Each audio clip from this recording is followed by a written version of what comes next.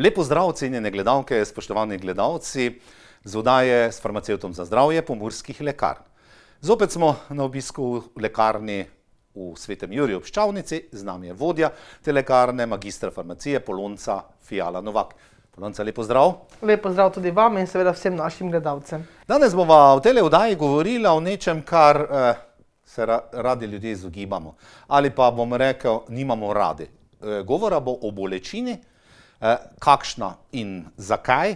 In nenazadnje, bolečina je neki že alarmanten znak, da je nekaj morda v našem telesu narobe. Pa bodi se, da gre za bolečino v glavi, trebuhu, morda v sklepih ali pa še kje. Polonca, kaj je pravzaprav bolečina? Tako je, res je, danes bo govora o neprijetni zaznavi ali pa rečemo nekem občutku, ki za nobenega seveda ni prijeten. Torej, govorila bova res o bolečini. Naj povem, da zaradi tovrstne simptomatike težav se ljudje, lahko rečem, v prvi vrsti najpogosteje odločajo za obisk v lekarni, potožijo, da kot ste rekli, jih boli ali glava, pogosto je zobobol, recimo, bolečine v križu, mišicah in tako naprej. Torej, na različnih mestih se ta bolečina pojavlja. Lahko rečemo, da je, kot ste tudi sami rekli, neki obrambni mehanizem oziroma vemo, da nekaj telesu grozi, bodi si poškodba, bodi si neko neravnovesje v telesu, tako da tudi bolečino kot tako moramo torej res jemati skrajno resno in takrat tudi nekako odrediti primerno zdravljenje. Zdaj, kaj pa pravzaprav bolečina je? Naj povem, da je to pravzaprav tisti dražljaj, ki se nekako pojavi, ko naši ti bolečinski receptorji so vzdraženi in ko ta signal prihaja potem do možgan, takrat mi začutimo torej bolečino. Vemo, da bolečina ni enaka pri vseh, ali pa bom rekla zelo pomembno ali pa odločilno, kakšno je subjektivno doživljanje posameznika. Vemo, da nekateri tako blago bolečino komaj prenašajo, lahko rečeva, drugi pri hudih bolečinah pravzaprav ne jamrajo, pravijo, da je dokaj znosna. Torej vidimo, tukaj je razpon velik, to se pravi, govorimo o bolečinskem pragu, ki ni pri vseh enak. Zagotovo, kaj temu botruje, temu bolečinskemu pragu, ki je različen, zagotovo, kot sva rekla, subjektivno doživljanje, tudi razne psihološke zavore, ali bom rekla, mogoče kakšne težave, depresije in tako naprej, navadno bolečino, bom rekla, povečajo njeno jakost, intenziteto.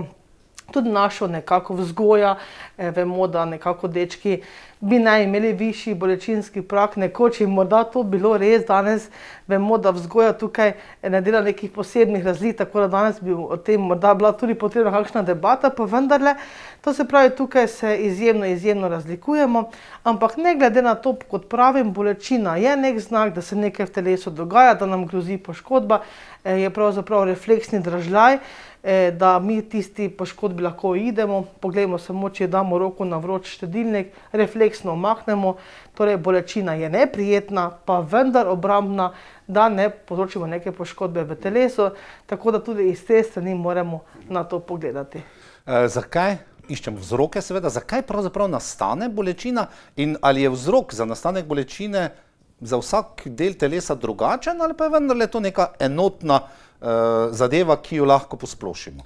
No, lahko rečemo, da tista pot prenosa bolečinske dražljaje je dokaj enotna. To se pravi, po celem telesu imamo mi neke bolečinske receptorje, kot sva rekla, ko so vzdraženi zaradi takšnega ali drugačnega razloga, prihaja ta signal, prihaja do možgan in mi to bolečino torej začutimo. Je pa res, kot ste rekli, da niso ti receptorji enako posajeni na določenih mestih ali pa niso enako, nekako ne prenašajo enake bolečine. Če dava primer, konkretno, če nam kdo stopi na nogo, vse nas zaboli na tistem mestu, ko se je to zgodilo, omaknemo nogo. Enako je z roko, sva rekla prej vroč štedilnik, omaknemo roko, točen dražljaj, boli nas prst, boli nas dlan in prenešamo ta signal v možgane. Za razliko od morda drugih bolečinskih receptorjev mest, morda primer črevesja. Črevo recimo lahko odščipnejo, recimo delajo razne preiskave, lahko ga prepikajo, pa ne bo bolelo. Zanimivo, dočim pa recimo vemo ti krči pri novorojenčkih, pri otrocih ali pa vemo pri odraslih napenjanje in to so pa hude neznosne bolečine, pravzaprav to se pravi, ko plin raztegne črevo, pa je popolnoma drugačen ta odgovor oziroma ta bolečinski receptor. To se pravi, takrat sploh ne vemo, kaj nas boli, ali je to želodec, ali je to črevo, to se pravi, tukaj že točno ne vemo, kje so ti receptorji razporejeni. Poglejmo recimo preneseno bolečino, to je pogosto enostavno, ko nas boli zob, vse vemo, da nas boli zob, ampak težko definiramo, je to zgoraj, spodaj, levo, desno, kje pač je. Boli nas skoraj da cela glava ali pa se širi dol v ramo in tako naprej. Torej neka vrsta prenesene bolečine. Še huje je to, se izraža recimo pri bolečini ali pa pri srčni bolečini ali pa pri miokardnem infarktu. Ne boli kot srce kot tako, ki je takrat oškodovano, ampak boli, vemo, v prsnem košu, leva rama ponavadi, se širi bolečina v trebuh. To se pravi popolnoma prenesena bolečina in vedno rada rečem, zato moramo biti pozorni, ko nas ali kogarkoli boli. Nikoli ne pomislimo samo, bomo oblažili z analgetiki, kaj nam ta bolečina sporoča, ali ima kakšen globlji vzrok, ki ga moramo pač zdraviti, ali pa rečem, ne smemo spregledati, če želimo, da človek ostane res potem v polni formi, zdrav in torej živ. Gre seveda zopet za, ne bomo rekla dve kategorije, ampak nekaj podobnega. Bolečina, ki je trenutna zaradi živca, zob odprt, recimo vnetje ušesa, pravijo, da uho še bolj boli kot zob, ker je v glavi. Kdaj pa lahko govorimo o kroničnih bolečinah? Se pravi, poznam ljudi, ki imajo kronično migreno, ki bojda zelo boli in je kronična in boli praktično skoraj zmeraj. Ja, res je. Torej, bolečina, ki je neka, bom rekla, akutna, kot ste rekli, zobobol, glavobol, recimo, težava, ker vemo, da smo si morda nogo zvili ali mogoče celo zlom noge, nas boli konkretno, trenutno, vemo vzrok in vemo, kaj je pač tukaj bila posledica. Takrat se ponavadi pri tej akutni, kratkotrajni bolečini, dokler ne zazdravimo, se tudi telo nekako prilagodi. Kaj se zgodi? Če nas boli zob, vemo, se navadno še dihanje pospeši, tlak ponavadi poraste, včasih ljudje rečejo, me boli, pa tudi tlak imam povišan. Ja, zelo možno je to v neki korelaciji. Torej, temu se nekako telesna simptomatika prilagodi, dočim kronična bolečina. Govorimo takrat, kadar bolečina traja dlje časa, govorimo o 6 mesecih ali več, kljub temu, da zdravimo bolečino, točnega natančnega vzroka ponavadi ne vemo, bolečina kar vztraja in vztraja. No, zanimivo je tukaj, da ni nekega telesnega prilagajanja oziroma puls je normalen, dihanje je normalno, krvni tlak je normalen, to se pravi, tukaj se to temu ne prilagodi, se pa ponavadi v tem smislu naša psiha prilagodi, oziroma bom rekla, čustveni dejavniki, čustvene te komponente, ponavadi prihaja tukaj tudi do raznih negativnih čustvenih izbruhov, od jeze, žalosti, nemoči, ker je bolečina prisotna. Človeku se zdi, da ga nihče ne jemlje resno, pišemo analgetike, nihče več ne ve pomagati, to se pravi, tukaj se potem vzdrami ta negativna čustva, kar pa vodi potem do začaranega kroga. Namreč ta negativna čustva spodbujajo to bolečino še v večji meri, to se pravi, vzdržuje bolečina pravzaprav sama sebe. In kaj je še pomembno, morda tega nisem danes toliko omenila, vsak posameznik, vsak človek ima v sebi neke protibolečinske, bom rekla, endorfine, te svoje hormone ali mediatorje, ki jih izločamo ob kakšnikoli težavi ali pa poškodbi. V tem fazi, ko govorimo o kronični bolečini, o teh čustvenih negativnih dejavnikih zraven, pa se ti dejavniki oziroma ti mediatorji protibolečinski zmanjšajo oziroma telo jih več ne tvori, torej začarani krog stalne, konstantne bolečine, ki ni videti konca. V takem primeru navadno govorimo, ko ni vzroka o idiopatski bolečini, ponavadi zelo sovpada z nekimi, kot smo rekla prej, psihološkimi težavami oziroma psihičnimi boleznimi. Pogoste so depresije, ponavadi je depresija lahko vzrok bolečini ali tudi posledica bolečine. To se pravi, te korelacije moramo potem res dobro pogledati, da lahko eventualno nekoliko bolečino pozdravimo, zazdravimo, omejimo in da človek lahko vendarle nekako normalno funkcionira skozi življenje. Polonca, vi ste seveda v stiku vsak dan z ljudmi, ki hodijo po pomoč. Bržkone v lekarni največ zahtev za kakšna zdravila za prehlad in verjetno proti bolečini. To je verjetno konstantna stalnica, ne glede imamo korona krizo ali nimamo, ne glede bolečin. In tega se da, analgetike se dajo dobiti brez recepta v lekarni, različni, bržkone tržišče je polno tega, vedno novi se pojavljajo v nekih kombinacijah, pa vendar so nekateri tisti klasični, ki jim svetujete glede tudi, kje se pojavlja bolečina, ne vem. Res je, tukaj, torej, kot sva rekla, pri bolečini zagotovo ne bomo pustili, da bolečina kar vztraja. Čeprav ljudje včasih rečejo, tablet pa ne, bom reči nekoliko potrpel. Vendar prej sva rekla, bolečina lahko vzdržuje sama sebe in potem to lahko ta akutna, neka kratkotrajna bolečina, če ni pravilno ali pravočasno zdravljenja, lahko prehaja v neko kronično bolečino. Tako da zdravljenje je potrebno.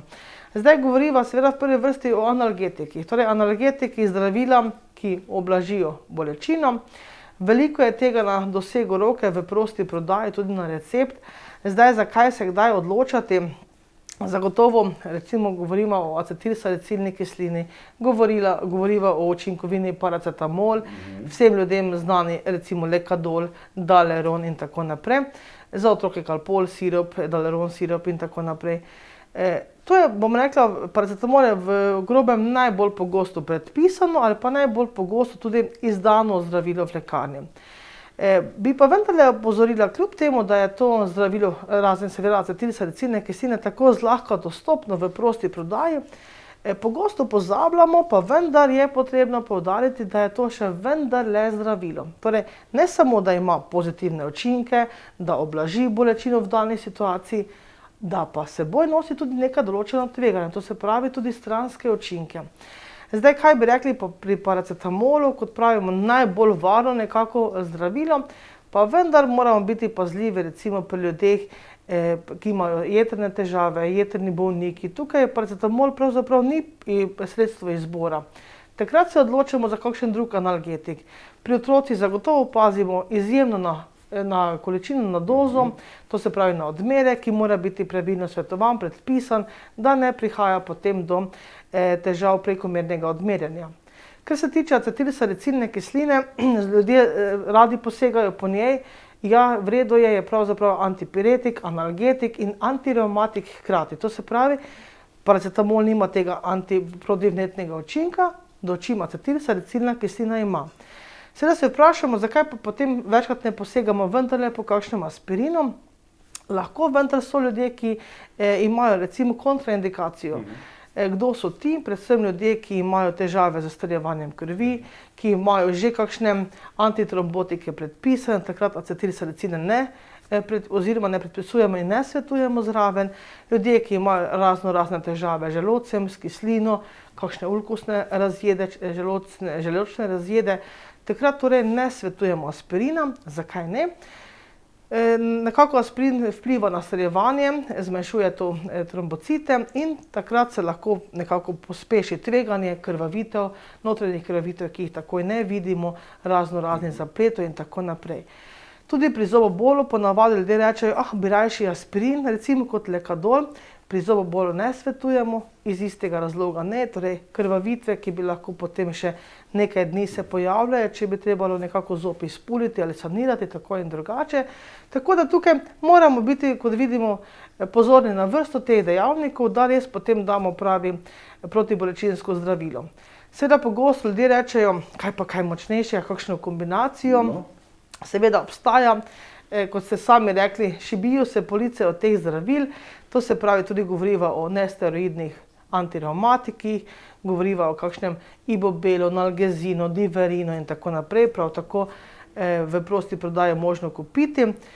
Spet izrazito dobro protibolečinsko delovanje, tudi antipiretično delovanje in hkrati antirevmatično. Zagotovo pa spet neka omejitev, predvsem otroci tukaj, enako kot pri aspirinu, do 12 let se to ne sme uporabljati. In spet težave ljudi, ki imajo težave s kislino, želodcem in tako naprej. Astmatiki prav tako morda nekoliko bolj pozorni, srčni bolniki nekoliko bolj pozorni. To se pravi, kot vidimo, res je, police se šibijo, pa vendar vsak ima neko prednost, neko slabost, ki jo ob izdaji, ob svetovanju seveda moramo upoštevati, če želimo, da nekako ublažimo bolečino, pa hkrati ohranimo splošno ravnovesje oziroma ne segamo na tisto stran, kjer so potem kontraindikacije, interakcije, stranski učinki in tako naprej.